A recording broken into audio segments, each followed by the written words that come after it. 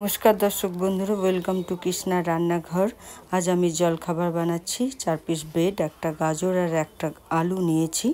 আর আপনারা ভিডিওটা স্কিপ করবেন না, প্লিজ প্রথম থেকে পুরো ভিডিওটা দেখে যান। হাতে যদি কম সময় থাকে খুব সহজেই এই জল খাবারটা বানিয়ে নিতে পারবেন। এখন আমি গাজর আর আলু খুব ছোট ছোট করে কেটে নিয়ে ভাপিয়ে নেব। আর এদিকে আমি 4 পিস ব্রেড নিয়েছি, তার ব্রেডের এই চারদিক শক্ত অংশটা বাদ দিয়ে দিচ্ছি। এভাবে আমি সবগুলো ব্রেডই কেটে নেব। বন্ধুরা দেখুন কাটা হয়ে গেছে সব ব্রেডটাই। এরপর আমি একটা প্লেটে তুলে নিলাম আর ফ্রাই প্যানে আমি একটু সাদা তেল দিয়ে ব্রেডগুলো ভেজে নেব একটু লালচে লালচে করে। সাদা তেলের জায়গায় আপনারা বাটারও দিতে পারেন। দেখুন বন্ধুরা একটু লালচে করে ভেজে নিতে হবে এটাকে। এখন আমার প্রায় ভাজা হয়ে এসছে, আমি ব্রেডটাকে এবার তুলে নেব। বন্ধুরা বাচ্চার জন্য এটা বানাতে পারেন বাচ্চার টিফিন বক্সে, সেক্ষেত্রে লঙ্কাটা একটু কম দেবেন।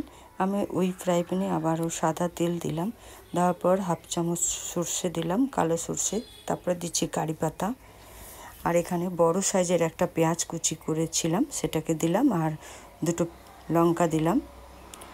এরপর পেঁয়াজটাকে বেশ কিছুক্ষণ নাড়াচাড়া করতে হবে যতক্ষণ না কাঁচা গন্ধটা যাচ্ছে। দেখুন একটু পেঁয়াজটা আমার ভাজা ভাজা হয়ে এসছে। এবার আমি আলু আর গাজরটা ভাপিয়ে রেখেছিলাম, জল ঝরিয়ে রেখেছি, সেটাকে দিলাম।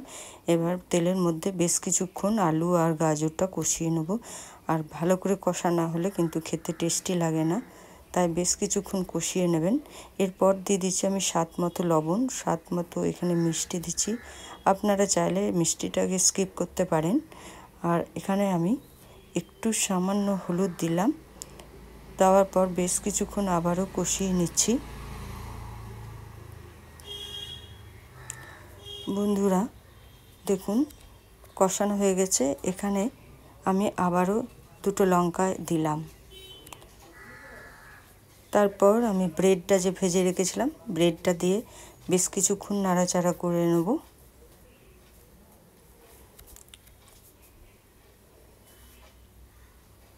দেখুন বন্ধুরা আমার প্রায় কষানো হয়ে এসছে।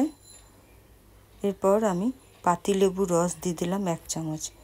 তারপর আবারও একটু নাড়াচাড়া করে আমি ঢেলে সার্ভ করে দেব। রেসিপিটা ভালো লাগলে ইউটিউব থেকে দেখলে সাবস্ক্রাইব, লাইক, শেয়ার, কমেন্ট করবেন। আর ফেসবুক থেকে দেখলে আমার পেজটা ফলো করে লাইক, শেয়ার, কমেন্ট করার অনুরোধ রইল।